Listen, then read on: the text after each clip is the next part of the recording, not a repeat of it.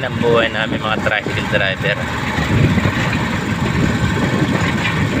Kalaban namin init, lamig, traffic. Ayan.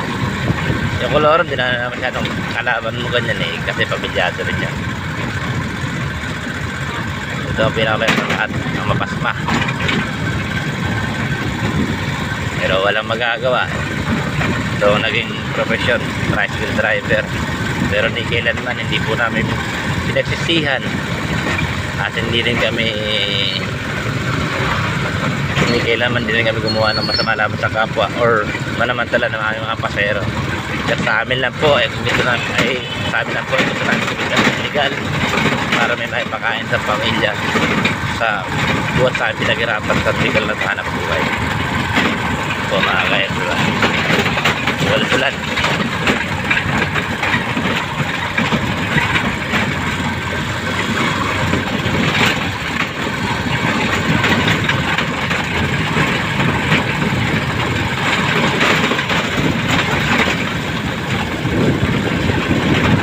Wow, lakas ng ulan.